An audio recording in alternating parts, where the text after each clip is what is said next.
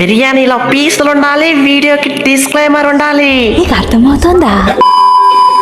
అరే ఆగండి ఆగండి బాబా బ్రోస్, మీ నుండి ఎక్స్పెక్ట్ చేసేది చిన్న లైక్ చేస్తారని ఆశిస్తున్నా. అలాగే ఈ మ్యాచ్ లో ఎవరి పర్ఫార్మెన్స్ నచ్చిందో తప్పకుండా కామెంట్ చేయండి.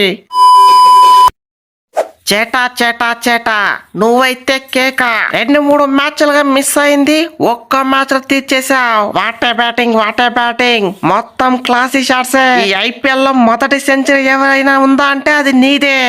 నువ్వైతే తోపు తురుమే చేట. నువ్వైతే ఈ ఫామ్ నే కంటిన్యూ చేయి. ఇక మన చెన్నైకి అంతా మంచి రోజులే. చూసా కదా ఈ బ్రేవి చెన్నైలో అడుగు పెట్టాలో లేదో, వట్టిగానే మ్యాచ్ గెలిచినాం.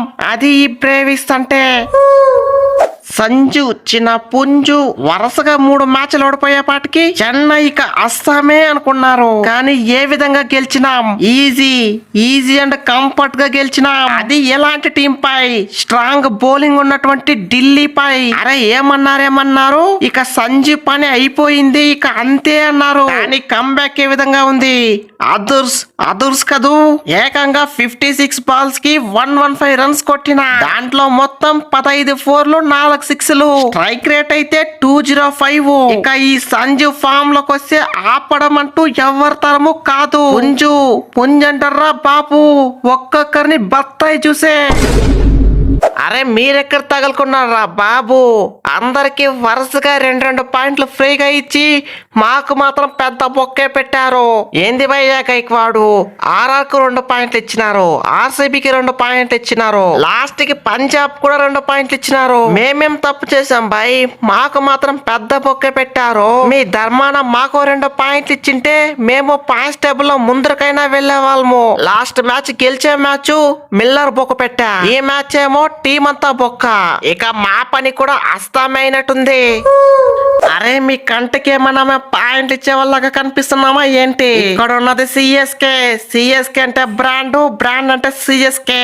అరే ఫైనల్ గా మీపై అయితే బోన్ అయితే కొట్టేశాం. ఇక దొరికిన వాళ్ళని దొరికినట్టు మింగి పడేస్తాం. ఇక్కడ నుంచి చూస్తారు ఈ సిఎస్కే కంబ్యాక్ ఏ విధంగా ఉంటుందో. బౌలింగ్ కేక బౌలింగ్, అటు పక్క ఓవర్ టర్న్, ఇటు పక్క కాంబోజు.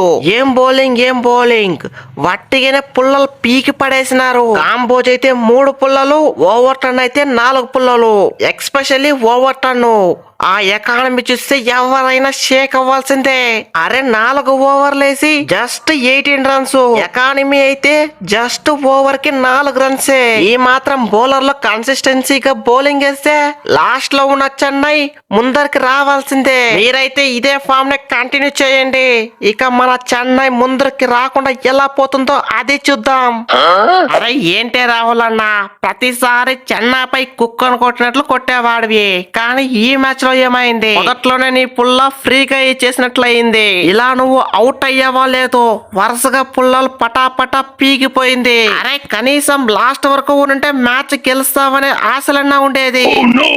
అరే ఏం చేయమంటావు బాపు, ఒక్కొక్కసారి టైం బాగోలేకపోతే ఇలా జరుగుతూ ఉంటది. అంత మంచి స్టార్ట్ వచ్చి అలా పుల్ల పోతుందని నేను కళ్ళలో కూడా ఊహించుకోలేదు. అరే ఏం చేద్దాం తీ, పోతే పోనీ నెక్స్ట్ మ్యాచ్ లో కంబ్యాక్ ఇద్దాం, వట్టిగానే మ్యాచ్ గెలుద్దాం.